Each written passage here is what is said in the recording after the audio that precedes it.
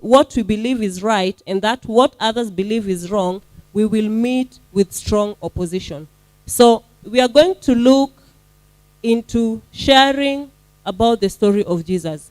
And as we go through our lesson, there's one thing that comes, or there's one thing that we get to learn, that each and every one of us as a Christian has a personal testimony about Jesus and about what Jesus has done in their lives. And a testimony, or your testimony as a Christian, my testimony as a Christian has three parts. There is what I was before I met Christ. Then we have the how I met Christ part, and we have what Christ has done for me as a person after I met Christ. And one thing which is for sure, you cannot share a testimony about somebody that you don't have a relationship with. You cannot share a testimony about something that you don't know about. You can only share what you know. You can only share your experience. And one thing also that we get to know is, when we read the book of Ephesians chapter 2 from verse 1 to 10, these verses are divided into two.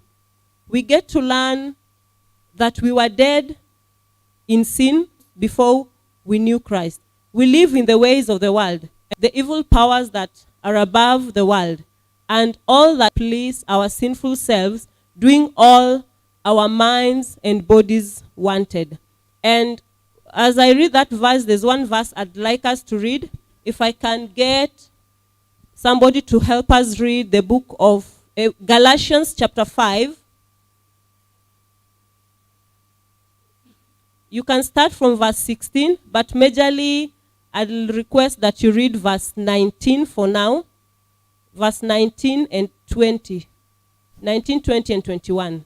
Galatians chapter 5, verse 19 says, "Now the works of the flesh are manifest, which are these: adultery, fornication, uncleanness, lasciviousness, idolatry, witchcraft, hatred, variance, emulations, wrath, strife, sedition, envyings, murders, drunkenness, revelings, and such like, of the which I tell you before, as I have also told you in time past, that they which do such things shall not inherit the kingdom of God." From the verses that we've just read, we get to understand more about the sinful things that we do to excite or to meet the needs that we have for our minds and our own bodies. But when we read further down, Ephesians chapter 2, now from verse 4 to verse 10, we also learn that